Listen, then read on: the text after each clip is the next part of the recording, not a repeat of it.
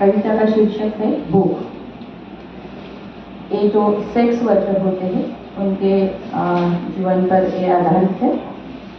ती काल रस्त्यावर मरून पडलेली दिसली, ती काल रस्त्यावर मरून पडलेली दिसली, शील अश्लील पाप पुण्य नैतिक अनैतिक चारित्र्य विचित्र या साऱ्या संकल्पनांवर तिच्या पोटच्या भुकेने मात केली होती। 50-100 रुपये देऊन स्वतःची साडी लाल गुंडाळून ठेवून कित्येक जण अंधाऱ्या कोपऱ्यात रिकाम्या मैदानावर अरुंद बोळीत तिची साडी उतरून कसलं सुख मिळवत होते कोण जाणे। तिच्या मृतदेहाभोवती जमलेल्या गर्दीत असेलही कोणी एखादा तिला भोगलेला, एखादी नोट तिच्या हातात कोंबून आपला पुरुषार्थ चाचपणारा किंवा तिच्या मृतदेहाची उघडी मांडी वासनेने न्याहाळणारा असेलच कोणी एखादा। पण अशा गर्दीला कुठे असते दया, संवेदना, समभाव, संस्कृती, माणुसकी वगैरे।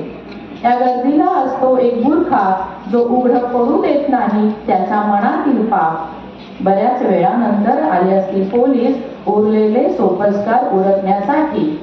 त्यात असेल एखादा महाभाग, एखाद्या रात्री फुकटात भोगून तिचेच पैसे लुबाडणारा। मृत्यूने तिची भूक कायमची संपवली होती, पण गर्दीतल्या काही जणांची भूक कधीतरी शमेल। हिंदी में रखना चाहूंगी।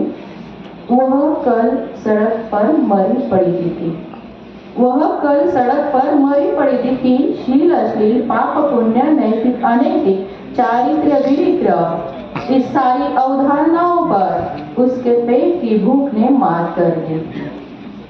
50-100 रुपए देकर अपनी सारी लाज लपेटे रखकर कईयों ने किसी अंधेरे कोने में, खुले मैदानों पर, गली कूचे में उसकी साड़ी उतारकर कौन सा सुख पा रहे थे कौन जाने। उसके मृतदेह के इर्द गिर्द इकट्ठा भीड़ में, उसके मृतदेह के इर्द गिर्द इकट्ठा भीड़ में एकाध कोई होगा जिसने उसे भोगा हो। एकाध नोट उसके हाथ में ठूस कर अपने पौरुष टटोलने वाला या उसके मृतदेह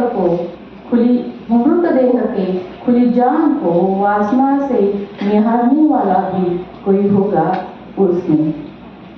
पर ऐसी भीड़ को कहाँ होती है दया, संवेदना, समभाव, संस्कृति, मनुष्यता। इस भीड़ को होता है एक मुखौटा जो खुला नहीं पड़ने देता उसके मन के पाप को। काफी देर बाद आए होंगे पुलिस बची हुई औपचारिकताएं निपटाने के लिए। उनमें भी होगा कोई एक आध महाभाग, किसी रात उसने मुफ्त में भोग कर उसके पैसे लूट लिए होंगे। मृत्यु ने उसकी भूख हमेशा के लिए मिटाई थी, मृत्यु ने उसकी भूख हमेशा के लिए मिटाई थी। पर ये जो भीड़ है, इस भीड़ की कुछ लोगों की भूख कभी बुझेगी क्या, कभी बुझेगी क्या। दूसरे कविता का शीर्षक है सीते चुकलं तर तुझंच आहे ना। तू केलंस आव्हान या धरित्रीला तुला पोटात घेण्याचं, तुझं पावित्र्य आणि पातिवृत्य सिद्ध करण्यासाठी। सीते, तुला घेतलंही या धरतीने पोटात सामावून आणि तेव्हापासून या मातीत साऱ्या सीता जन्मल्या। अग्नी परीक्षा देऊनही तुझ्या स्त्रीत्वाची हेळसांड नाही थांबली। आम्ही रोजच देतोय अग्नी परीक्षा, फक्त दुभंगच नाही, धरती आम्हाला पोटात सामावून घेण्यासाठी। मग आम्ही विहिरी जवळ करतो, रॉकेलचे डबे रिकामे करतो किंवा साड्यांचे दोरखंड करून फास घेतो। सीते, चुकलं तर तुझंच आहे ना, पातिवृत्याचा हा कसला आदर्श तू घालून दिलास ग। सीते, गलती तो तेरी ही है ना। शीर्षक है सीते, गलती तो तेरी ही है ना। तूने किया आह्वान इस धरती को तुझे पेट में समा लेने के लिए, अपनी पवित्रता और पातिवृत्य सिद्ध कराने के लिए।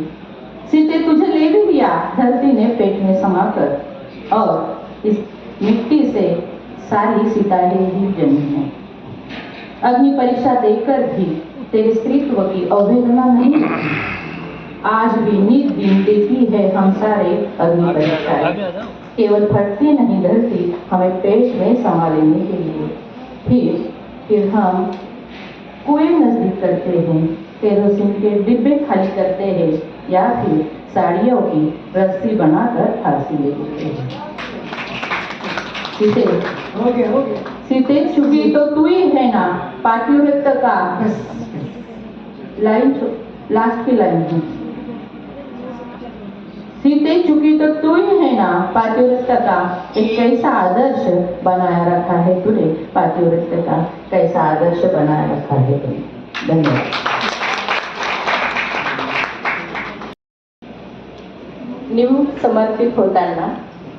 निमूट समर्पित होताना तिच्यातील आंदोलन कधीच जाणवू देत नाही बाई। निमूट समर्पित होताना तिच्यातील आंदोलन कधीच जाणवू देत नाही बाई। विजयाचा आविर्भाव मिरवणारा तो खरं तर झालेला असतो पराभूत स्वतःमध्येच। विजयाचा आविर्भाव मिरवणारा तो खरा तर झालेला असतो पराभूत स्वतःमध्येच। अनादी कालापासून बाई जोजावत आलीये त्याच्या विजयाचा भ्रम, त्याच्या आणि तिच्या मिथ्या समाधानासाठी। खरं तर तिचं निमूट राहणं हा एक शोध असावा त्याच्या सत्वाचा। खरं तर तिचं निमूट राहणं हा एक शोध असावा त्याच्या सत्वाचा। त्याच्या सत्वांशाला जमीन उपलब्ध करून देते बाई। स्वतःच्या रक्तामासावर जोपासत राहते त्याचं अस्तित्व, त्याला मात्र कधी उमगली नाही तिची सत्वलिपी तिच्यातून उगवत असताना। शीर्षक है चुपचाप समर्पित होते हुए। चुपचाप समर्पित होते हुए उसके अंदर के आंदोलनों को कभी एहसास भी नहीं होने देती स्त्री। चुपचाप समर्पित होते हुए उसके अंदर के आंदोलनों को कभी एहसास भी नहीं होने देती स्त्री। जीत का घमंड इतराता पुरुष सच में तो हुआ होता है परास्त खुद में भी। अनादिकाल से लालन पालन करती आ रही है स्त्री पुरुष के विजय का भ्रम, पुरुष के और खुद के भी मिथ्या समाधान के लिए। सच तो ये है कि उसका मौन रहना एक खोज है उसके सत्व की। सच तो ये है कि उसका मौन रहना एक खोज होती है उसके सत्व की। पुरुष के सत्वांश को जमीन उपलब्ध करा देती है स्त्री। पुरुष के सत्वांश को जमीन उपलब्ध करा देती है।